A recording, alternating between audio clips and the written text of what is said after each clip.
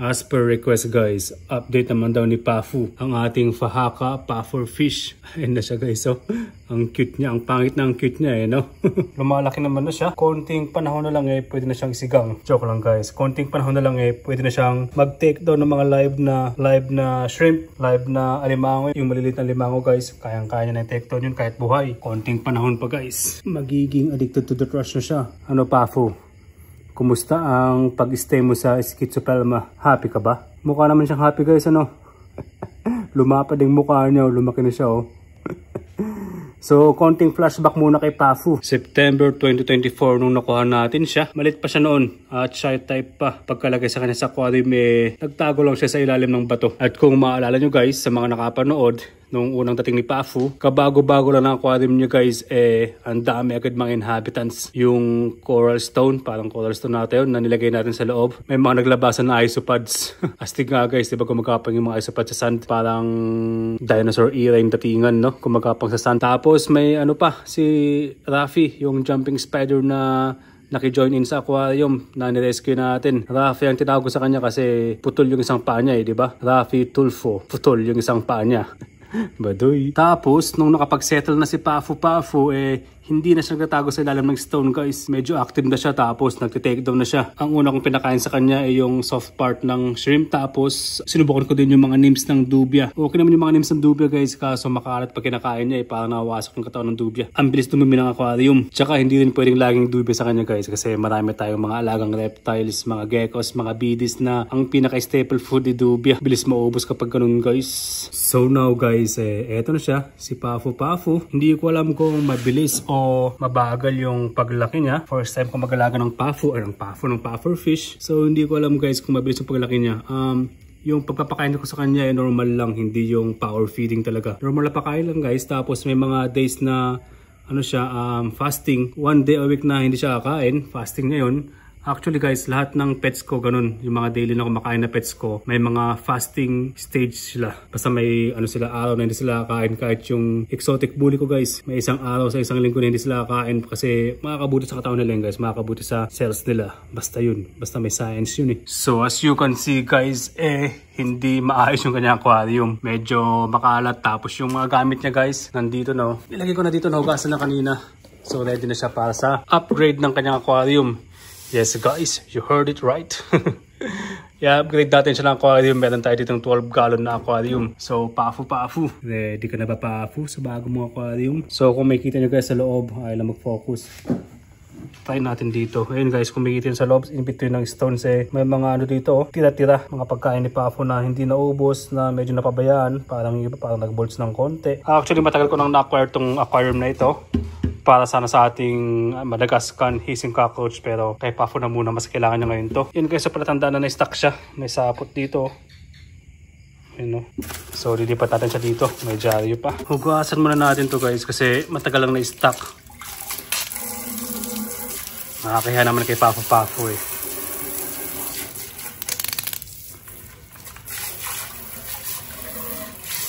Set up na natin siya. Diyan yung ganyang ay, dumikit. Dumikit ka. Ay, dumikit guys. Yung suction cup ng kanyang filter may kagat-kagat guys oh. Siguro kinakagatan ni Pafu to ano. Siya lang pwedeng kumagat yan kasi wala naman ng ibang inhabitant sa kanyang aquarium eh. Oh, may kagat guys oh. Grabe ano. Buti buhay pa siya. Ayan guys. Dumikit na rin. Ay, hindi ba dumikit? Ay, dumikit ah. Ito parang pizza. Buti na lang hindi nag-crack yung aquarium natin no.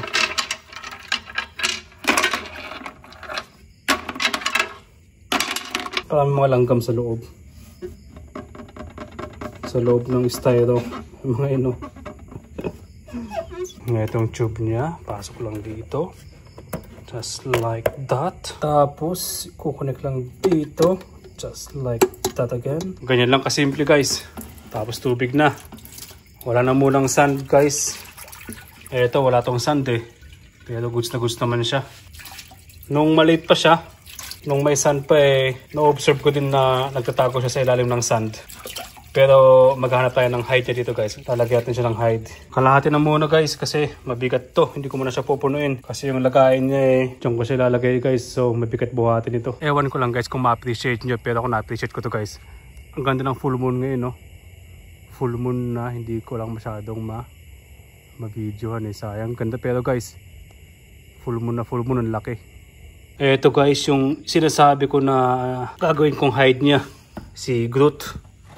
I am Groot. Yan guys, so kamukha niya yung sa Guardians of Galaxy ba yun? Si Groot. Magandang hide to para sa kanya kasi no, may butas sa gitna. Perfect, napakaganda. Hugasan lang natin pa itong submersible light hugasan na rin natin.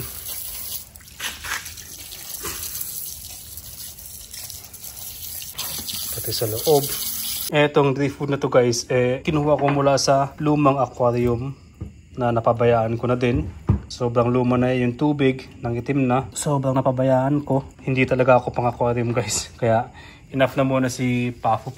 Focus muna ako sa reptiles. So eto na guys, pinatong ko na sa ating shelf tong ating aquarium. Aquarium ni Pafu. Naka-on na rin yung kanyang filter, tsaka tong lights. Dagdagan natin ng tubig. Etong lights dito nakadikit. Hindi sa kabila kasi kapag sa kabila guys kapag bibidyo natin against the light na, pangit na, masakit na sa mata. So ganyan lang guys, yan, ganyan lang para saktuhan lang. Etong tubig na gamit ko fresh water to, deep well, hindi siya nawasa, hindi siya galing sa water district, deep well siya guys. Sumulat sa pool nung dumating si Pafu eto nang gamit kong tubig. Hindi ko na sinacycle guys. Pag papalitan ng tubig 100% ko pinapalitan. Hindi ko na sinacycle kasi laging madumi kumain si Pafu So yan guys, talagang gumanda na yung kanyang aquarium. 12 gallons na. From 5 gallons to 12 gallons. So talagang upgraded talaga yung kanyang aquarium. Ang standard guys dapat sinacycle muna yung aquarium. Tapos ina-acclimatize yung isda sa temperature ng fresh water na ilagay natin. Kasi minsan parang medyo malamig ganun kasi galing sa gripo. Tapos eto naman room temperature. Ay, medyo malamig din guys. Same yung temperature nila. Same na same. So yan. Rekta ko na si Pafu. Ang kinaganda guys sa mga pufferfish. Sa Fahaka pufferfish hardy sila. Scoop ko na siya guys. Dahan-dahan lang. Ito, dito na siya magpa-puff guys. Kapag na-stress siya. Nagpa-puff siya. Ayun lumulobo-lobo siya. Pero wag na natin palubuhin guys. Baka may stress palalo. So yan. Dahan-dahan lang. Dahan-dahan lang. Ano, malamig ba? Malamig ba Pafu?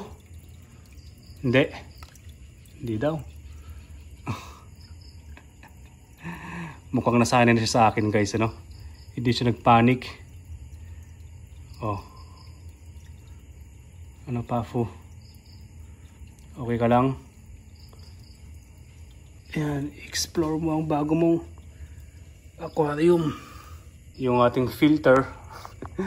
Okay lang siguro na ganyan yan guys Okay lang naman yan guys, hindi naman siguro maapektuhan yung performance niya. Ayan, tapos hindi na malakas yung pagbuga ng hangin ng tubig sa loob. So hindi ma-stress si Pafu. Mahaba na to guys Dito sa part na to kalmado ang tubig. Observe muna natin si Pafu. Sana hindi siya may stress guys. Siguro hayaan ko muna siya. Gusto ko na siyang subukang pakainin pero bukas na lang siguro baka stressed out pa siya. Kaya hayaan na muna natin siya guys. Ayun na si Pafu. After siguro mga 30 minutes to. After mga 30 minutes nagsimula na siyang mag-explore sa paligid ng driftwood. Kasi kanina nandito lang siya, naka-steady lang dito. Ayun guys lumalabas-labas na siya, magtatago siya tapos nung nakita yung daliri ko lumalabas na siya. So tingin ko good sign naman yon.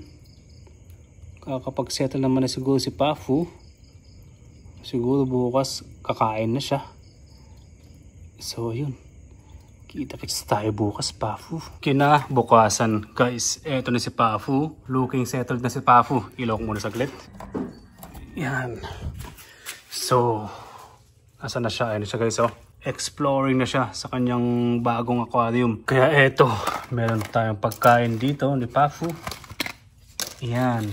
Eto yung mga isda na tinatabi ko kapag namamalengke kami. Nagtatabi ako ng mga isda. Ito ang pinapakain ko kay Pafu. Kailangan lang nating magkupit ng kapiraso dito. Just like that. Check lang natin guys kung may mga tinik-tinik. Kasi yun nga, kumakalat lang sa aquarium. Dahil frozen to guys, kailangan natin siyang ito. Hindi naman siya ganun ka-frozen guys kasi nailabas ko na kanina pa. So yung part na to hindi na ganun ka-frozen. Pero babandawan ko lang guys para paniguradong hindi malamig sa bibig ni Pafu. Let's see kung may feeding reaction dito guys. Ayan, sinusundan niya guys. May glaring lang. Ayan. Ayun. Ayan guys oh. Diba? Settled na si Pafu. Ganda. Oh, Pafu. Ayun wasak agad. Dapat siguro guys, gupitin ko itong maliliit to para hindi na mawasak. Just like that. Para sinisip-sip nyo na lang. Okay, goods na to guys. Pafu, dito. Ayan. Nakuha ko na yung attention mo. Ayun. Boom. Huwag mong wasakin. Winawasak na guys Ayun kumakalat yung mga parts ng isda sa loob Ang kalat yung kumain, talagang addicted to the trash na. Ito pa Pafu. Boom. Yun ginaganon pa rin guys Inawasak na pa rin So yan guys, napaka settled na ni Pafu. Goods na siya. Yan. Okay na yun Pafu. Yung mga tira-tira mo kainin mo din kalat niya kumain guys Mas okay din minsan yung karne ng manok kasi hindi siya kumakalat. Itong isda parang natutulog. So yan guys, goods na yung aquarium ni Pafu. Settled na siya guys. So ano sa tingin nyo? Very good upgrade, diba? From here to here. Kagala guys, ang ganda. So kailangan ko lang gumawa ng ipapatong na takip dito para hindi basta-basta tubig nag-evaporate. Tsaka hindi pasukin na alikabok sa loob. Masok na si Pafu dun. Goodbye na daw. So yun. Chill lang tayo guys. Schizo Palma, Philippines. Yeah.